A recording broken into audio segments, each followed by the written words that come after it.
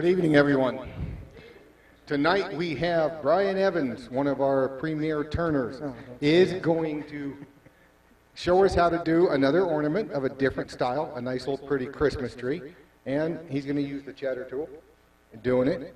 And I'm going to let Brian do his work, because he does better than I can talk. Don't brag on me. You never know what's going to happen. So before I start, though, there's a couple of things I'd like to say. First of all, I'd like for you all to keep our friend and fellow woodturner Bill Hancock in your thoughts. He's not doing real well. He's 98 now. You know, he turned up until he was about 96 or 97. But he's in an assisted living facility up near Denison. He's not doing too great. So just remember Bill sometime. The other is, I just got back from Philadelphia. And so if you're ever in Philadelphia, they have the Center for Art in Wood there. It is a museum. They have demonstrations. They have exhibits by individual artists. They have hundreds of wood turnings. And almost everybody that you've ever heard of is there. It's free. So if you are in Philadelphia, you shouldn't miss it. It's very easy. It's close to all of the historic things. It's about 2 blocks from Betsy Ross' house. So, as far as to the demo tonight, a few years ago, my wife called me and said, don't forget we're going to a Christmas party tonight. Well, I like to make things for people to take, and the problem was I had already made these people all my quickie gifts, all those bottle stoppers and all those things. And as a lot of you know, I have made hundreds. Can you show this? Yeah. I've made hundreds of chattered and colored tops. And it had not escaped me that these look sort of like a tree. So that's got to be my idea to make this. And so I knocked one of these out that evening. And so basically all the same materials as my tops. Here, I'll just show. I make it out of hard maple with just a few tools. So this is hard maple. This is 8/4, so this is going to be about 1 3/4 inches. I use for the color, I use paint pens. This brand is Tombow. I get it from Azel Art Supply. The one that I go to is over at Coit and Beltline. Okay? And when you go there, they've got lots of different shades of different colors. Okay? So don't buy them all. These things dry out. Okay? Just get what you need then. And when you need a new color, go back and get it then. Because if you keep them for several years, they don't work nearly as well. Okay? This is chattered. Chattering is great because when you chatter, you hardly ever have to sand. And that's something we all like to avoid. And then for a finish, I just use carnauba wax. So before I start, I will say a little about chattering. Now, I did a chattering demo several years ago. I guess it's in the library. I don't know. But if you did not see that, you can look at that. Or if you want to know something about chattering, you can ask me. After the demo, the Saturday afterwards, we made a bunch of these chattering tools. Hopefully some of you still have them and have used them. But you can go... Oh, okay. So mine is a real expensive. This one may have cost $3, but you can go out and spend a lot of money on store-bought ones if you want. But it's nothing but a piece of cold rolled steel. I cut a slot in it with a hacksaw, and I tapped a hole right there. This is part of a bandsaw blade, but the bandsaw blades that we have in our shops are just too thin. Okay, this is an industrial bandsaw blade, and I still have some of this. So if any of you want some, let me know. So we're looking for a combination on this. You've got to have something that will flex, but it's got to be hard enough to go into the wood. We're not cutting the wood. We're just denting the wood, okay? So you're looking for that combination. So you probably have something in your shop that'll do the same. I made this day before, about Monday. This is just an old cutter, as you can see. I did the same thing. I ground it. Okay, go back to this. Okay, I ground it at this angle. You don't want this point to be too sharp. Put two bevels on it. The angle of the bevel does not matter. Okay? Once you've done that, you're going to have a burr on top. Take that off. Okay? Since we're not cutting, it doesn't have to be sharp. You know, you don't need to do this very often. I do that about once or twice a year. And I have made a lot of tops. Okay, so I did the same thing on this. It's got the same, except small. And so let's just see how it works. I'll show you. Generally, chattering, we need certain kinds of wood. As far as I've found, hard maple's the best. And we're doing end grain. Okay? On the project we're doing tonight, we're doing side grain, which is a different animal. Okay. So let's see if I can figure this out. Okay, I'm just going to be guessing on the speeds. The basic rule is the smaller the diameter, the faster speed. And what you're looking for is a sound that we don't like in woodturning. Okay, this sound, you know, that's why one reason they call it chattering, I guess. Let's see what we got here. We'll try that. Nope. You can tell by the sound.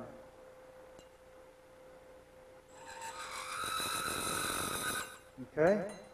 Now let's try this one. I think probably you could make one out of a screwdriver. If you would probably have to, like this. I've already discovered it's a little too stiff. If I wanted to really use this, I would have to grind some metal off. Let's see what we got.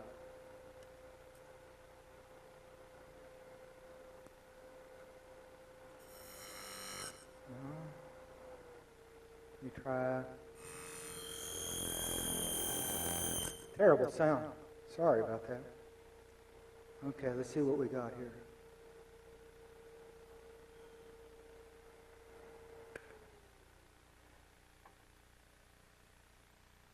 Okay. It got some chattering on the end. This would have to be revised a little, but that is the idea. Okay? The neat thing about it is, like I say, you don't have to sand before you do that. And every time you do it, it's really a little different.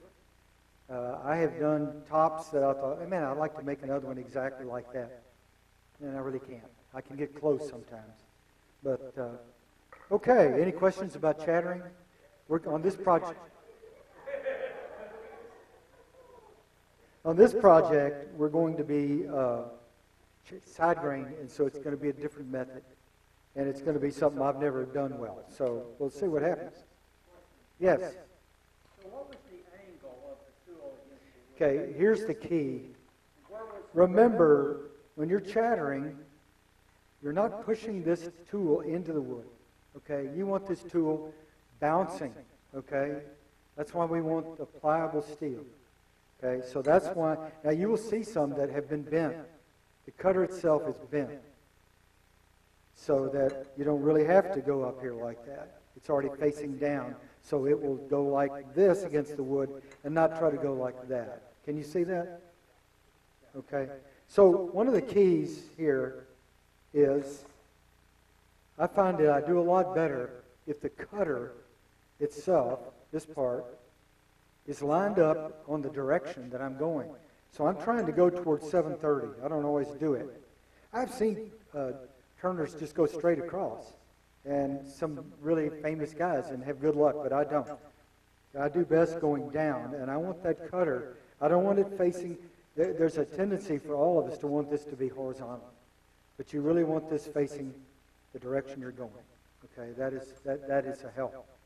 But you're looking for that sound, and as you get out, for instance, on this top, let's see, where are we? Well, let's see. All right. You're coming from there. On this top, I would have changed speed 3 times. Okay? Because if I use the same speed to get this chatter on the smallest chatter, out here, it would just be a jumble. Okay? So that's just something you have to learn. You have to just practice that. Yes. Yes. Yes. The larger the diameter, the slower you go. And you just have to experiment. And it also depends on what you want. If you want a nice, even chatter out there, that's what you do. But if you want it kind of wild, you can go faster. So you just have to experiment. Okay. Bonnie Klein has a book out, and I know it. She's supposed to be the queen of chattering, and so if you're interested, you might want to see that. But if you have any questions, just let me know. I don't know. I bet we do. Okay, so let's get started. I like, what I've discovered is what I like is about 2 1/4 inches for the upper foliage part here. And so that's what I've got marked off. I have it rounded off. If you're a new turner, I put a tenon on this, like this. Okay, like this. So it fit in my chuck. And rounded it off. Okay. This.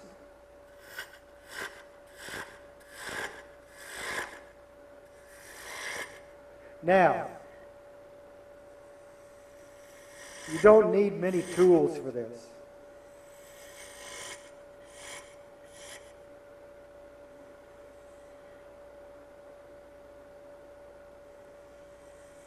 But except I brought a lot tonight because I like to try different tools, and I thought I would show you different stuff. Let's just get this.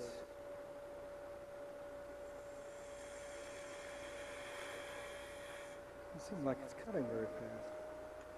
It's moving.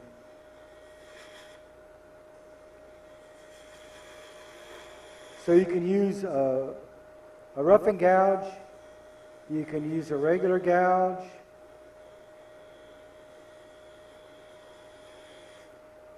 The best thing for long, gentle curves is a skew. Okay? But if you don't, now I don't sell tools. And I bought too many tools that I don't need. So don't go run out and buy this.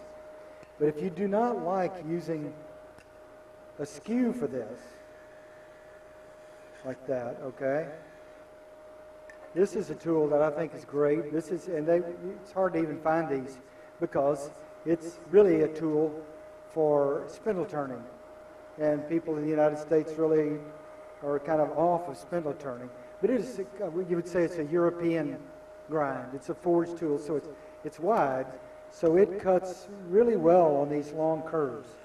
It cuts better than our round gouges. Okay, let me make sure I measured this right. It looks long to me. I'm kind of out of it right now. It is long. I thought so. But that's okay. I've got lots of extra length here. I'll just take off 1/4 inch. Now I needed to get rid of that chatter anyway. Okay. So, a couple of more cuts and we'll be down there.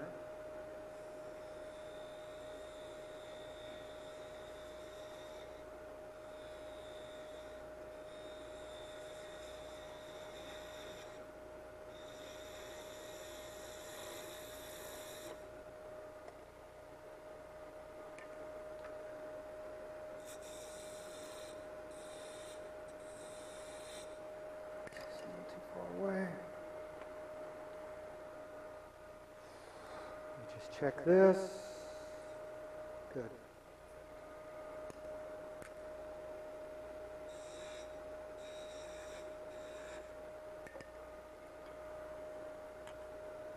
Okay, this lathe is really short.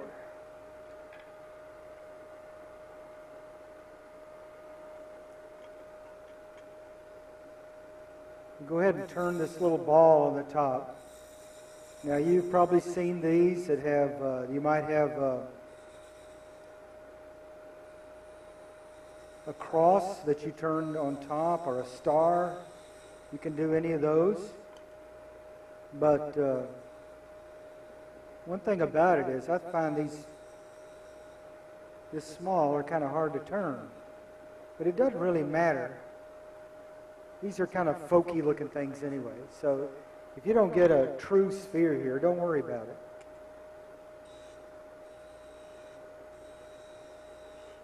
I can't see right there, so hopefully it looks okay. Okay, so we'll just...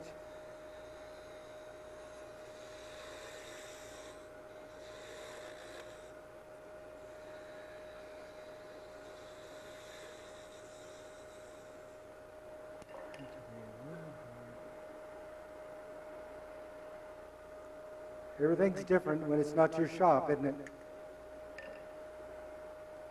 I don't like this little...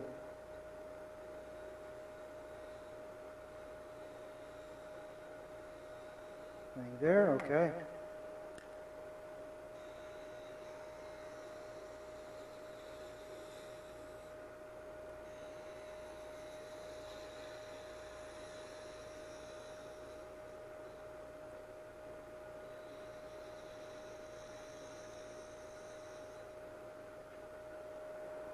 Okay, that's good enough. While we're here, we'll go ahead and we're going to be drilling a hole right here. Somebody help remember to remind me to drill this hole for the eye. And we will go ahead and mark off the end here.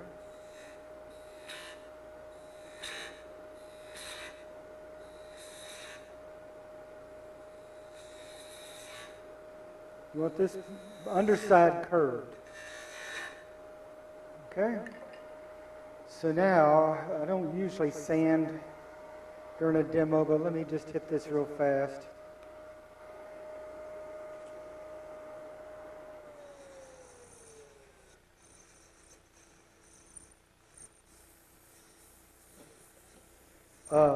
Usually I don't sand at all where I chatter. But in this case, we have these bands of color that are solid going across, okay? And I'm only putting carnauba wax on them. So they will look shinier and better if they've been sanded a little bit. That's why I'm doing this.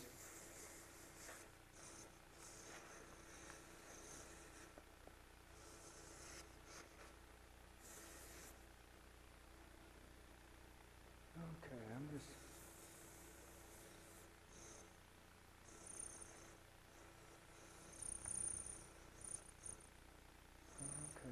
Let me get this edge off here. That looks really sharp.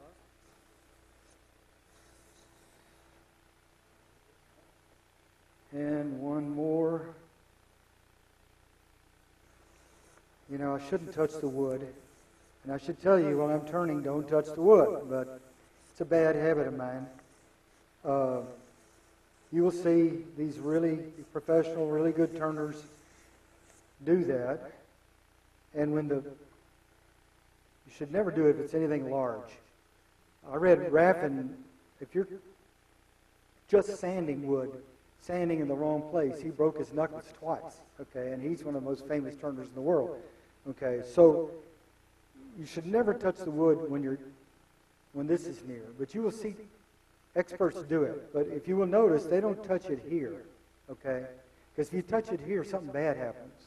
It just takes your hand, goes right in between the wood and the tool rest.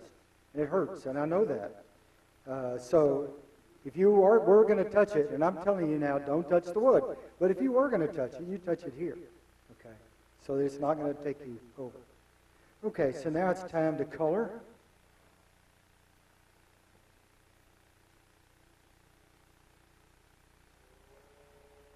Put the lightest color on first. Oh, you know, I'd like to drill that hole. Now, Kevin last month had a fancy, let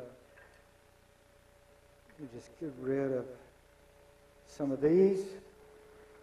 he had a fancy pin vise to hold his little drill bit, but I just get by with my vice grips here. If I can find this hole in the dark.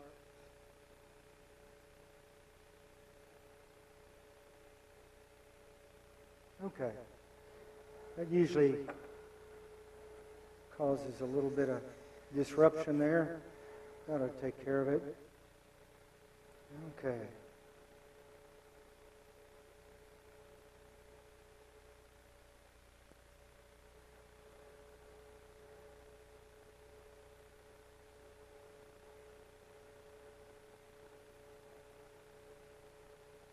Now, there's different ways when you're chattering. Sometimes you chatter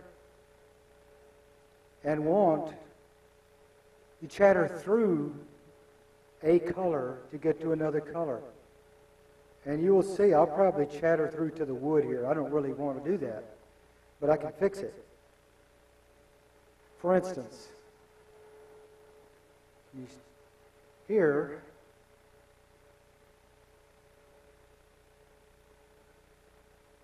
I chattered, well, no, I didn't do it on this one. Never mind.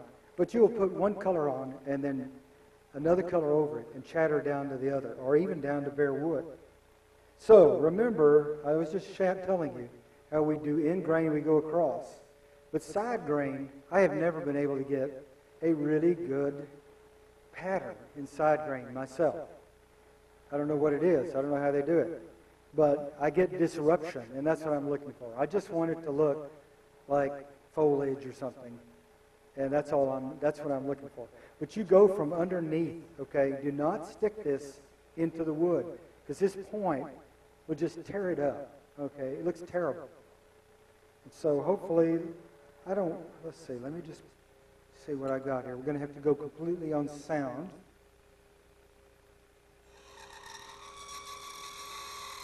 That was good. Too much. Okay, I'll fix it. Okay.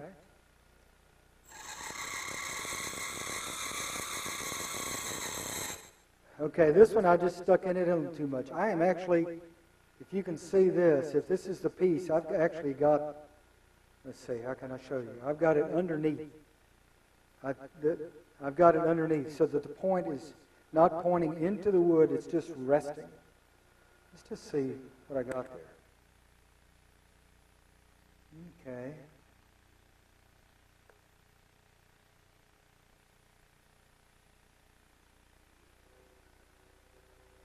These are not going to be the best chatters in the world, but they'll show you. Okay. Now,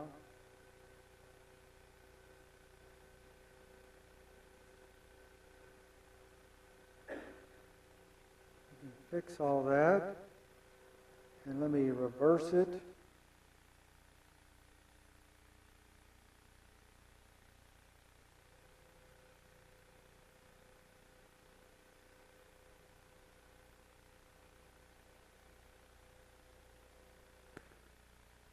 Let's see what we've got.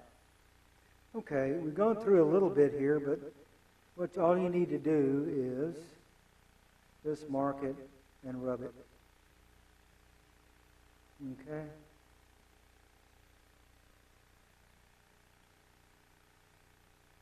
And I'm not going to make it perfect, but you just put these in, rub it in, and it's okay. There's a real white one there. I'll get it.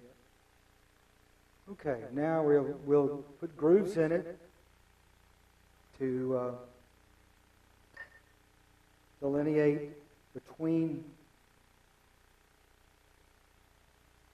Okay.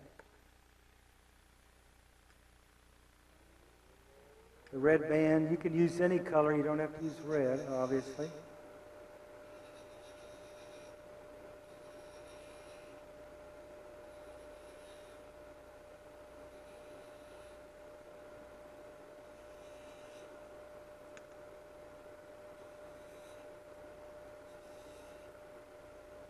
Okay.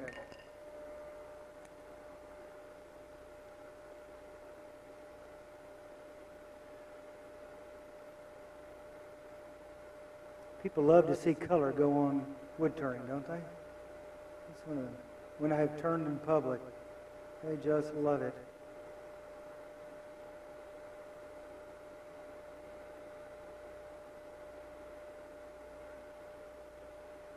Okay. So now while we're letting that dry, before we put the wax on it, we will go ahead and work on the back end, the bottom.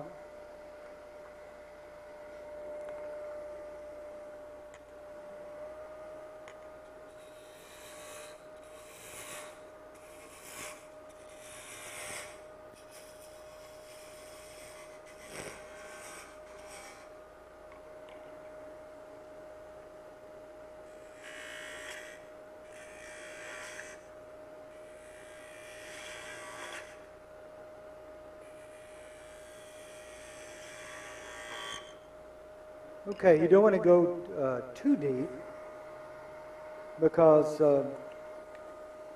you won't need a chatter tool anymore if you don't have enough here. So we'll just take that. We're just going to go, we'll just do that much. Let me get that curve a little better at the bottom. There we go. So,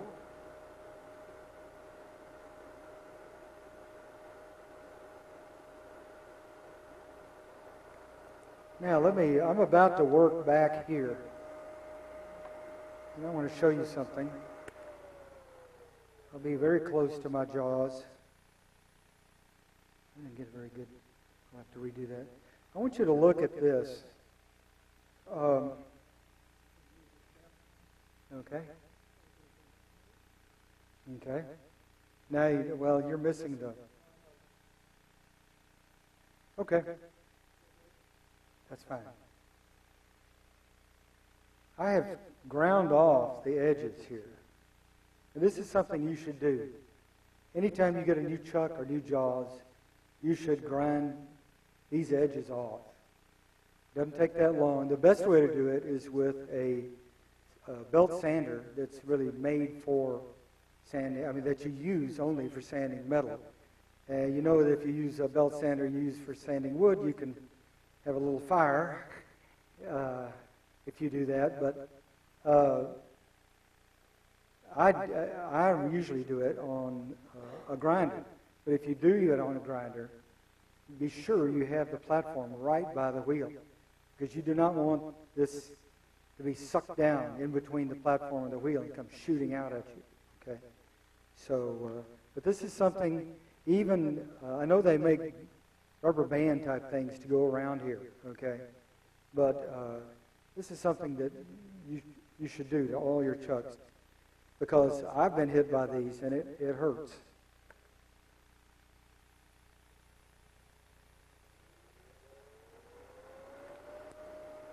Okay, let's see where we are here. That's too fast.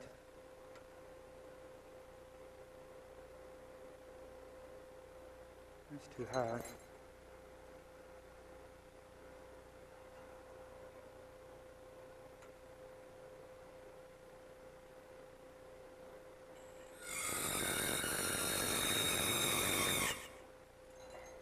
Okay. The only bad thing about chattering.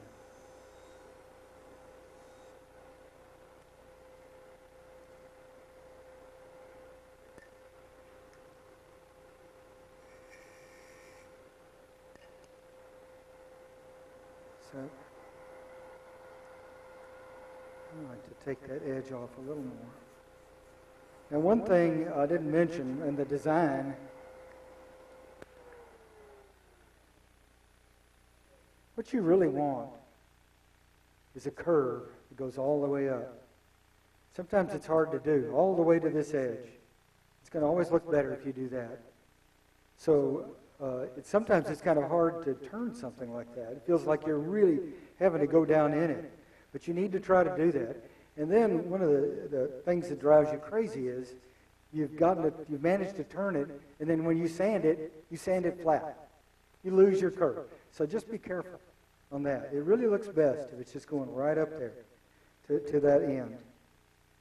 And I see, okay, I see something I need to fix here.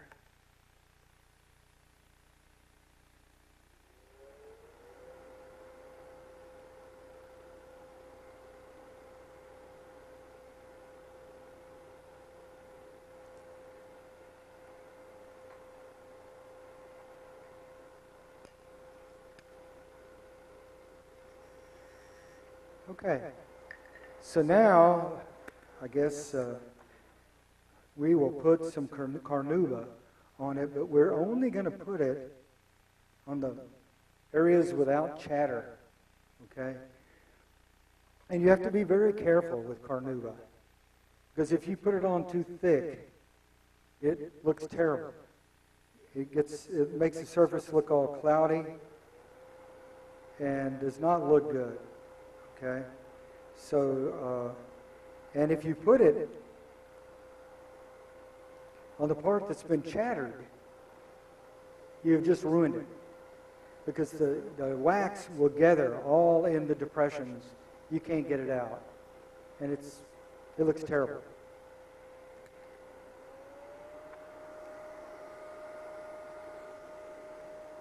So just make sure you're on the yellow part that you're using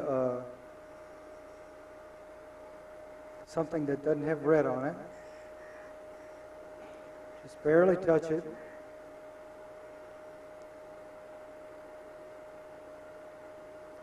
So I can find a piece and sneak in there.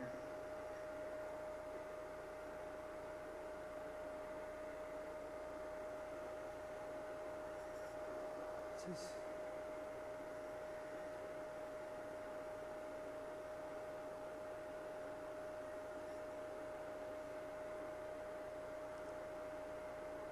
another coat.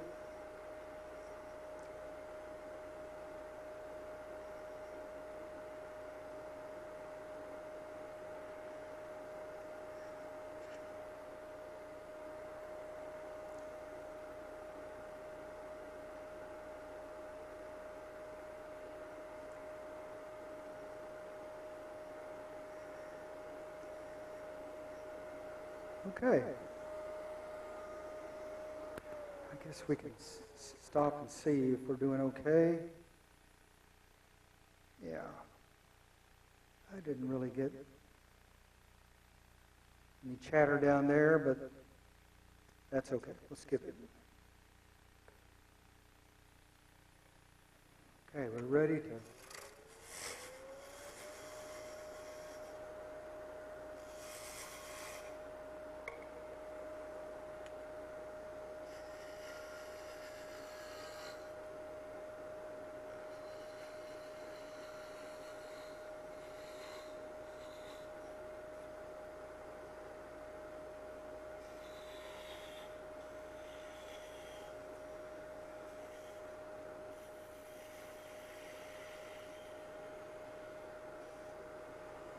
I really can't see down there very well.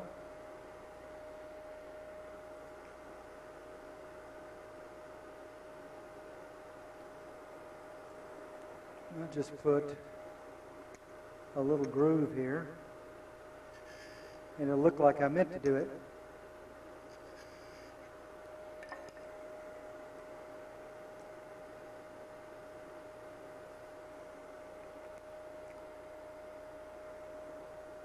Okay, we'll get this paint off here.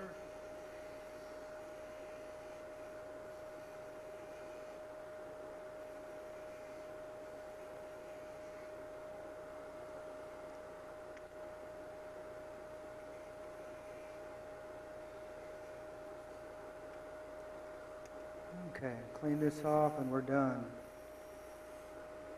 We're not quite done.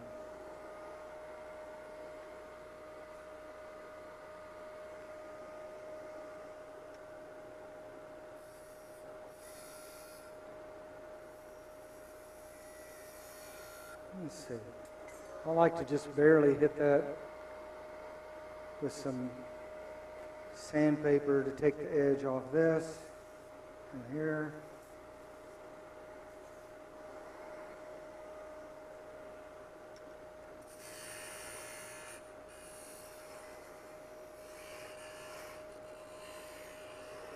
Okay.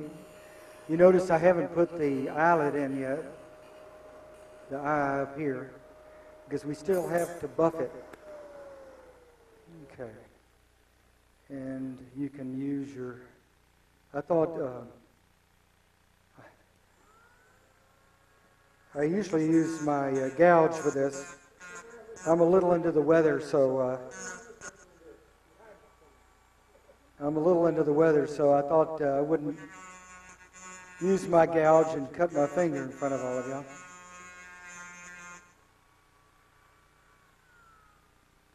Okay. Yeah, that's good enough. It'll stand flat. Okay, so, like I said, now, if you used it as of right now, you could, but if you touch this and your hand was at all wet, it would all come off. So that's where we're going to put just a little coat of carnauba on it, and that'll take care of it.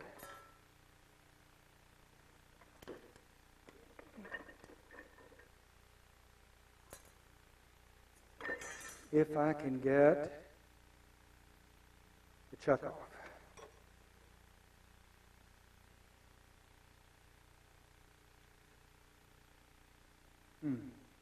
Anybody got any ideas?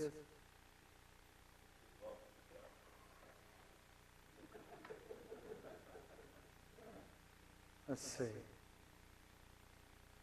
Oh, man. There it is.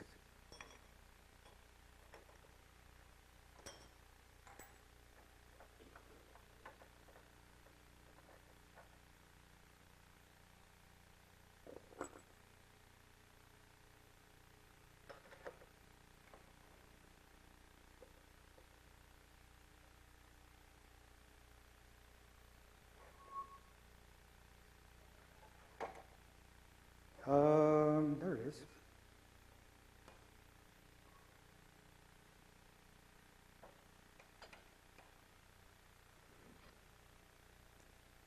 Okay.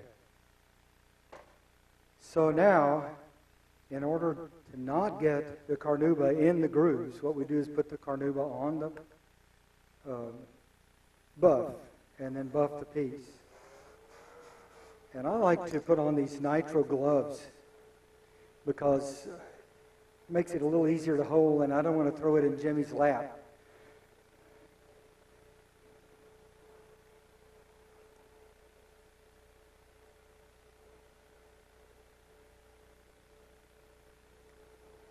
This is, of course, as we all know, this is the time of your project where you screw up, so you got to be careful.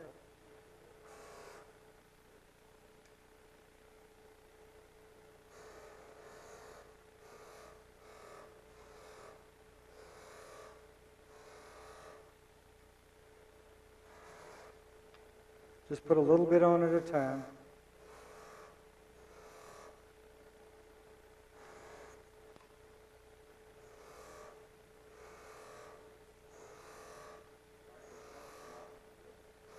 I'm sorry? You know, I've used this a lot, and it has very little color on it. I don't understand. You would think it would. I saw Bonnie Klein's, and it had lots of color on it. I don't know what I'm doing wrong.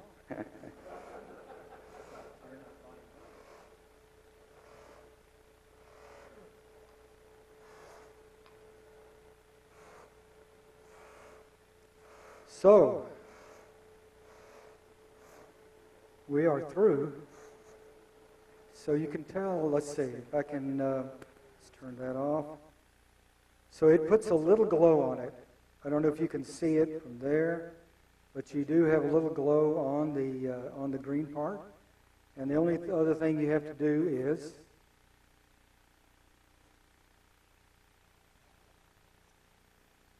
to put in the eye, and I get somebody to tie the ribbon on there. I'm not very good at that.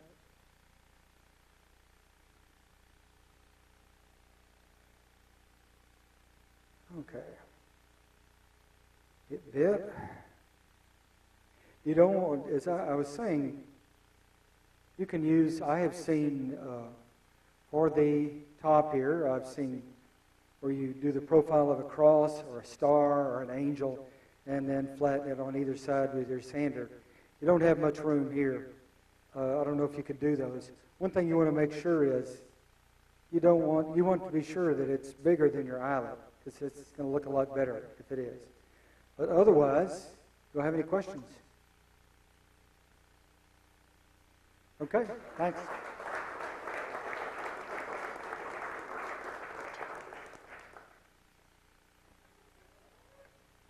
What's that?